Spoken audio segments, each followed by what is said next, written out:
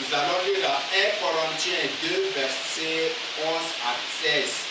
1 Corinthiens 2, du verset 11 à 16, pour découvrir. Pour découvrir les juges animaux, les juges charnels et les juges spirituels, vous allez, vous pouvez lire. Lisez 1 Corinthiens 2 du verset 11 à 16 et vous allez les découvrir. Bon, je ne sais pas si c'est important que je vous fasse la lecture. Si c'est vraiment tout de même, je vais quand même, je vais vous présenter, je vais vous lire ça. 1 Corinthiens 2, 11 à 16. Lequel des hommes, en effet, connaît les choses de l'homme, si ce n'est l'esprit de l'homme qui est en lui. De même, personne ne connaît les choses de Dieu, si ce n'est l'esprit de Dieu. Or, nous n'avons pas l'esprit du monde. Nous n'avons pas l'esprit du monde, mais l'esprit qui vient de Dieu, afin que nous connaissions les choses que Dieu nous a données par sa grâce. Et nous parlons non avec des discours qu'enseigne la sagesse humaine, mais avec ceux qu'enseigne l'esprit, en employant un langage spirituel pour les choses spirituelles. Mais l'homme animal ne reçoit pas les choses de l'esprit de Dieu, car elles sont une folie pour lui. Et il ne peut les connaître parce que c'est spirituellement qu'on en juge. L'homme spirituel, au contraire, juge de tout. Il n'est lui-même jugé par personne, car qui a connu la pensée du Seigneur pour l'esprit. Or, nous avons la pensée de Christ. Donc voilà ce que le Seigneur Jésus-Christ nous a dit. Nous, les juges spirituels de Dieu, on ne juge pas selon nos émotions, on ne juge pas charnellement, on ne juge pas animalement aussi. On ne juge pas animalement, mais on juge plutôt selon la justice, selon Dieu lui-même et selon sa constitution. C'est ce que Dieu dit, que c'est l'homme spirituel qui connaît les choses spirituelles et qui juge spirituellement. Un homme charnel, un intellectuel, il juge intellectuellement des choses. C'est pourquoi j'ai dit, s'il y a une vision, s'il y a une révélation, ne vous mettez pas à juger ça intellectuellement, ni par vos connaissances, ni par vos acquisitions, ni par quoi que ce soit, ni par vos expériences. Le Seigneur aime toujours surprendre les sages. C'est ce que je voudrais que vous compreniez. Si tu es sage selon le monde, le Seigneur aime toujours et aime beaucoup toujours te jouer de toi en te surprenant avec de nouvelles choses. Donc là, c'est ce que je voudrais que vous compreniez. Vous pouvez découvrir, et je crois que c'est 1 Corinthiens 3, non, 1 Corinthiens 3 du verset 18 à 19, c'est 17 à 19, si vous lisez, le Seigneur aime toujours prendre les sages. Donc il surprend les sages par des nouvelles choses et par sa sagesse divine.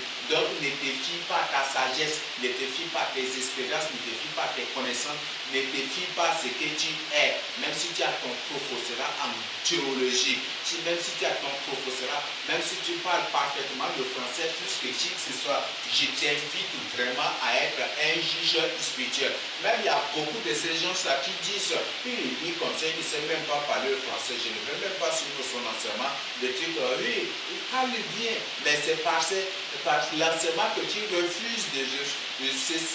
C'est par l'enseignement, ce sont les paroles de l'enseignement que tu as rejetées là, c'est par ces paroles-là que tu seras condamné.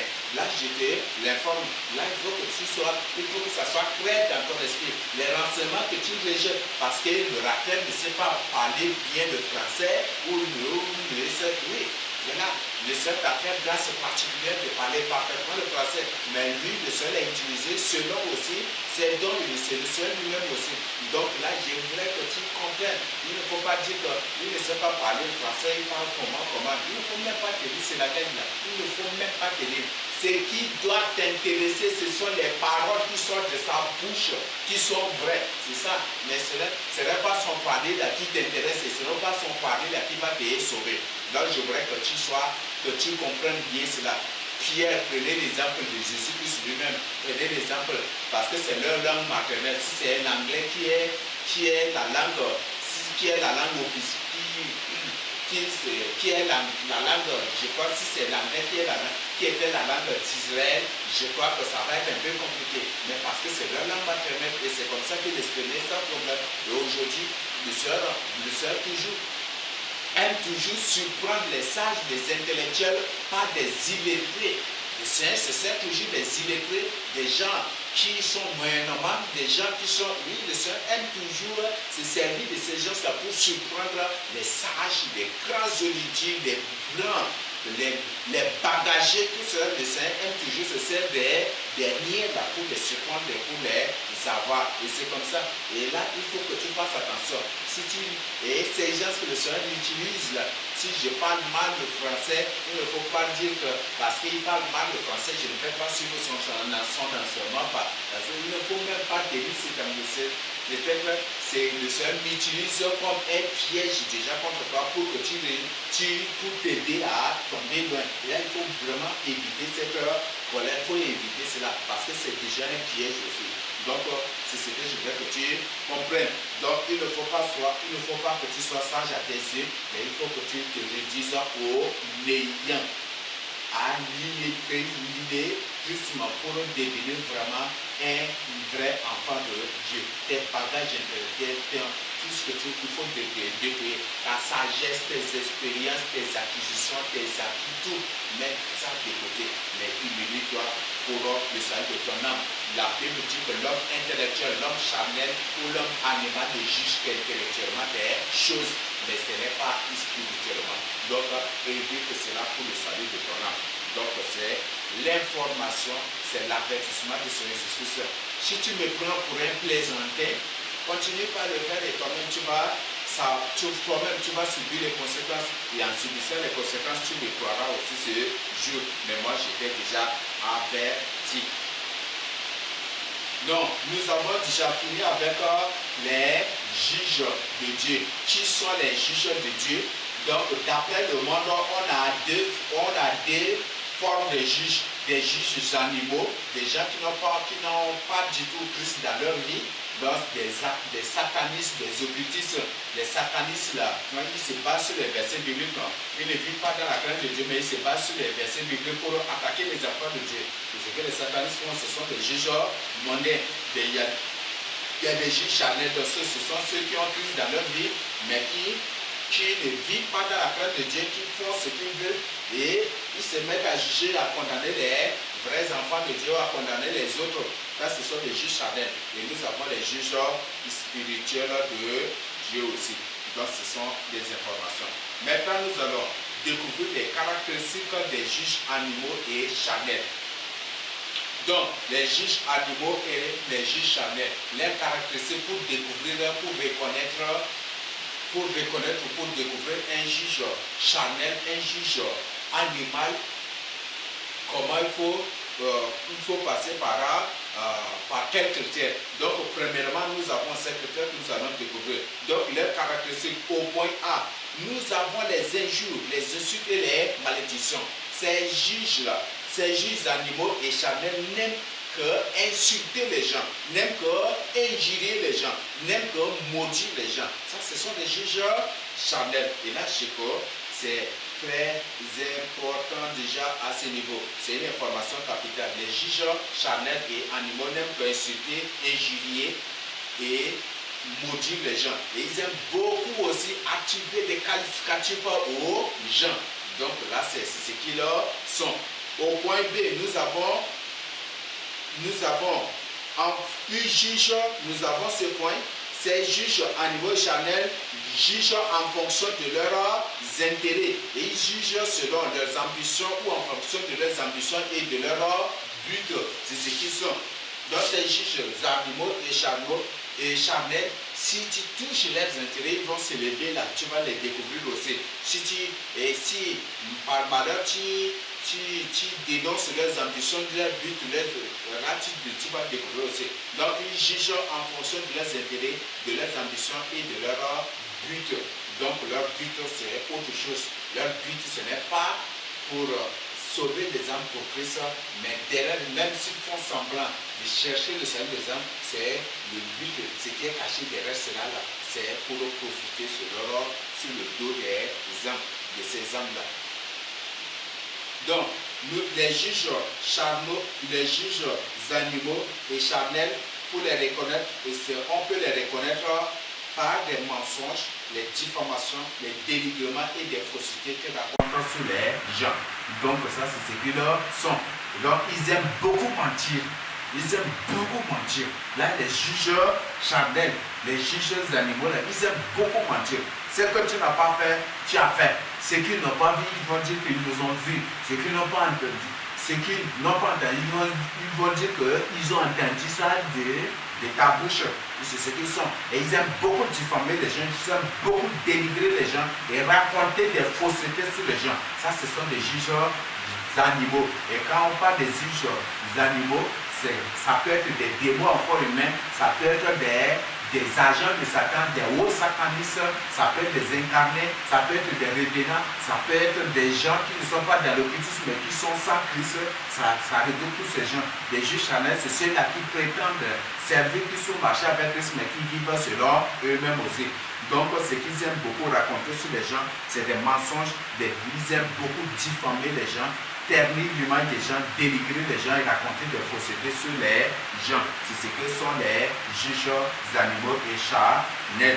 Nous avons aussi cette caractéristique des faux témoignages. Ils aiment beaucoup répandre des faux témoignages, suborner les autres militants contre l'accusé ou par des montages. Donc ces gens sont prêts à raconter, à suborner, à soulever, à exciter les autres contre leur accusé, ceux qui l'accusent.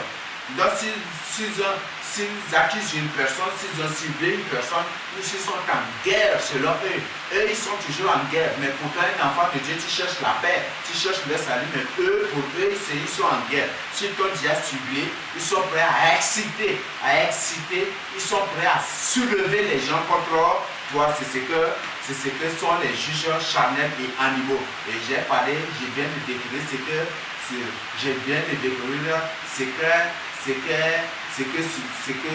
sont les hommes animaux. Ça peut être des sorciers, des démons, encore humains, des agents de Satan, des agents marins, ça peut être des extraterrestres, encore humains. Ça peut être tous ces gens-là. Il y a ces gens-là aussi. Donc, ils peuvent même faire des montages sur vous. Ce que tu n'as pas fait, ils vont dire que tu as fait, même avec tous les montages possibles. Ils vont prendre même des faux témoins. C'est pourquoi moi j'ai dit, je ne vais jamais du tout accepter un témoignage comme ça pour me citer ou pour m'élever. Ou pour dire, je ne vais jamais du tout accepter, jamais du tout. Tant que le Seigneur me confirme, jamais du tout. Tu vas tout faire, je ne vais jamais du tout. Parce qu'il y a ces sorciers, ces démons-là pour te prendre dans le piège. Si, par contre, ils n'ont pas pu t'atteindre à tel point, ils vont se déguiser en les humains, ils viennent avec de faux témoignages pour te lever, pour te pousser à mentir, à te raconter n'importe quoi, pour leur ouvrir une porte. C'est ce qu'ils font pour avoir beaucoup de gens. Donc, jamais du tout. Donc, même si tu viens avec quoi, tant que moi je n'ai la confirmation, tant que le Seigneur me révèle, me dise la vérité, me communique la vérité, tant que le Seigneur ne me révèle ou ne me confirme, je ne vais jamais du tout accepter. Donc ce sont des super montages des événements, ils sont des super montages. Donc ce sont des grands montages des films fiction sur les gens. Ce que la personne n'a pas fait, ils ont dit, qu'il a fait. Ils sont des grands faux témoins. Des faux témoins, ils sont capables de rendre sur les gens. Et c'est ce qu'ils font aussi. Ils racontent de faussetés sur les gens et eux-mêmes, ils payent aussi parfois certaines, ils payent aussi, il y a ces choses-là qui payent aussi les autres et ils se disent des enfants de Dieu, ils payent aussi les autres, ils exercent les autres aussi, où ils les convainquent de raconter des mensonges aussi sur leur cible ou sur leur accusé et pour leur justifier, pour se montrer, c'est ce que sont les faux juges, ce sont des juges animaux, ce sont des juges charnels. Au point E, faire recours aux autorités, aux gens et aux juges du monde pour une affaire spirituellement, contrairement à 1 Corinthiens 6 et à 8. Ça, c'est terrible. les juges charnels, les juges animaux, quand il y a un problème, c'est à la justice directement. Si c'est à l'église, même ils vont t'amener à l'église, ils vont t'amener à la justice, ils vont te porter plainte à la justice. C'est ce qu'ils leur font et c'est ce qu'ils sont aussi, c'est leur nature comme ça. Si par exemple, il est pasteur, toi aussi tu es pasteur, s'il y a un problème, au lieu qu'il vienne au prêtre, il ne fait pas, il n'obéit pas. Le Seigneur nous a dit, si ton frère a un problème contre toi, va auprès de lui, non. Pour lui là, il va te porter plainte à la justice là-bas, devant les francs-maçons là-bas, devant les rosicruciens là-bas, devant les hauts satanistes, devant les gens qui ont prêté serment, devant le trône de Satan. Ils vont te porter plainte là pour que vous partiez. Et c'est comme ça qu'ils leur le font, ils vont dire, c'est ça servir Dieu. Nous allons lire 1 Corinthiens 6, 1 à 8 pour découvrir si la Bible nous permet, en tant qu'élus de Dieu, en tant que des gens qui vivent dans la crainte de Dieu, en tant que des gens qui vivent dans la sainteté, en tant que des gens qui mènent une vie de sanctification, si la Bible, si Dieu nous permet de porter des plaintes, de porter plainte à une personne à la justice ou quelque part, nous allons découvrir ça dans 1 Corinthiens 6, 1 à 8. Quelqu'un de vous, lorsqu'il a un différend avec un autre, le différend c'est un problème, c'est ce qu'il a besoin, ose-t-il plaider devant les Jésus et non devant les saints? S'il y a un problème entre toi et moi, est-ce que tu dois oser te plaindre devant les Jésus? Les Jésus, ou c'est devant les saints, devant des gens qui craignent Dieu, que tu dois oser te plaider. Nous allons continuer la lecture. Ne savez-vous pas que les saints jugeront le monde, et si c'est par vous que le monde est jugé, êtes-vous indigne de rendre les mondes jugement? Est-ce que nous sommes indignes, incapables de rendre les moindres jugement sur des futilités, sur des fausses affaires, sur des choses comme nous? Non. Si c'est nous qui allons juger les anges déchus, nous sommes capables. Dieu nous a donné déjà ce pouvoir-là de nous-mêmes à juger, de nous-mêmes à trancher nos affaires pour les régler ensemble, pour nous réconcilier, pour ne pas ternir l'image de Dieu quand tu portes plainte à ton frère, à la justice sur le chef de quartier, à la justice à l'arrondissement ou au commissaire ou à la justice. Tu es en train de faire honte au Seigneur Jésus-Christ. Tu prouves à l'humanité que tu n'es pas un serviteur de Dieu. Tu prouves à l'humanité que tu n'es pas un enfant de Dieu, mais tu es plutôt un nous ravisseur. Tu es un nous ravisseur. Et tu dois te repentir. Tu dois te repentir avec des larmes aux yeux. Tu dois vraiment te repentir. Ne savez-vous pas que nous jugerons les anges et nous ne jugerons pas à plus forte raison les choses de cette vie? Quand donc vous avez des différends pour les choses de cette vie, ce sont des gens dont l'Église ne fait aucun cas que vous preniez pour eux juges. Les francs-maçons qui sont là, ce sont ces francs-maçons-là qui sont des juges, des procureurs, et ce sont ces gens-là qu'on porte. Ces gens, ça verse ces gens qu'on porte nos affaires pour que c'est eux qui jugent. Mais pourquoi ils ne vont pas profiter pour vous envoûter? Pourquoi ils ne vont pas profiter pour vous initier? Oui. Quand il y a un problème, vous, enfants de Dieu, vous avez un problème, vous partez devant le trône de Satan pour que ça soit lui qui juge l'affaire, qui tranche l'affaire. Mais comment il ne va pas vous envoûter? Comment il ne va pas faire de vous ses esclaves? C'est ça, c'est terrible. Même ceux qui appellent encore des journalistes, comme depuis là, c'est ça là, pour bien se venger, il appelle des journalistes. Les journalistes l'interrogent, ils parlent, ils disent c'est ça, servir Dieu. Et qu'est-ce que la Bible nous dit ici? C'est terrible. C'est terrible. C'est terrible, je le dis. C'est terrible, c'est vraiment à notre honte. C'est vraiment à notre honte. Et ce n'est pas encore trop tard. Ce n'est pas une condamnation. C'est un avertissement. Mais si tu refuses de te repentir, c'est après ta mort que cela deviendra une condamnation. Ou cela va engendrer, va provoquer,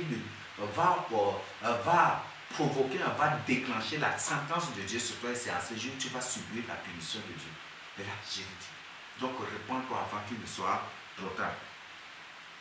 Quand donc vous avez des différends pour les choses de cette vie, ce sont des gens dont l'Église ne fait aucun cas que vous prenez pour juge des francs-maçons, des ressourciens, des agents de Dekanka, des agents de Maïkari, des agents de Lions Club, des satanistes, des hauts dignitaires de Satan, des ambassadeurs de Satan, des représentants de Satan, des représentants des rois marins, de tous vers ces gens-là qu'on apporte les affaires. Voilà, oui, lui c'est un pasteur, moi aussi je suis un pasteur. Ah, voilà. Comme il est en guerre déjà, il a déjà trouvé une porte. Voilà, c'est ça, il a fait cela. Tu n'es même pas. Là, je le dis, ce n'est pas moi qui le dis. La Bible nous dit encore, nous allons dire, tu n'es même pas un serviteur de Dieu. Tu n'es même pas un enfant de Dieu. Parce qu'à la lumière de la parole de Dieu, c'est la vérité que je te dis. Et nous allons découvrir aussi. Je le dis à votre honte. Je le dis à votre honte. Décortiquez bien ce mot. Aussi, il y a parmi vous un seul homme sage. Ainsi, il n'y a parmi vous pas un seul homme sage qui puisse se prononcer entre ses frères, mais un frère plaide contre un frère, et cela devant les infidèles. Devant les infidèles, des gens qui ne craignent même pas Dieu. La fidélité, c'est aussi synonyme de la vérité. La vérité, la vérité produit la sanctification des gens qui ne viennent même pas de la parole de Dieu, qui ne font aucun cas de Dieu. Des infidèles, des ennemis jurés, des gens qui se déclarent des ennemis jurés de Dieu, qui combattent. Vous leur apportez vos affaires. Il dit, très bien, vous avez bien fait. C'est en ce jour-là qu'ils vont bien vous avoir aussi. Si l'accusé, s'il est innocent, ne sera pas le défendre. Mais toi qui lui as porté plainte, c'est toi qui vas subir. Mais un frère plaide contre un frère, et cela devant les infidèles. C'est déjà certes un défaut chez vous que d'avoir des procès les uns avec les autres. Pourquoi ne souffrez-vous pas plutôt quelque injustice? Pourquoi ne vous laissez-vous pas plutôt dépouiller? Mais c'est vous qui commettez l'injustice et qui dépouillez. Et c'est envers les frères que vous agissez de la sorte. C'est un défaut. Nous devons éviter cela. Donc, à travers cet enseignement, ne sois pas un juge animal, ne sois pas un juge charnel. Tu dois te lever. Là, je peux parler, c'est de la fougue, c'est de quoi, je ne sais pas. Mais te lever pour être vu par des hommes, te lever dans ton zèle amer.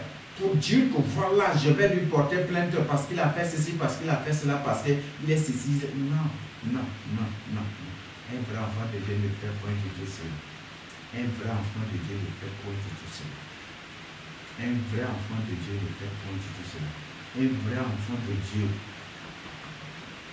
quand il a un problème avec les autres, n'appelle point du tout les journalistes pour l'insulter, pour diffamer et pour raconter des bêtises, pour scandaliser la parole de Dieu, l'œuvre de Dieu. Tu te dis serviteur de Dieu, toi qui dois supporter, toi qui dois défendre l'œuvre de Dieu, et c'est toi-même là qui es en train de détruire l'œuvre de Dieu en disant, c'est ça faire avant tout. Quel Dieu que tu es en train de servir?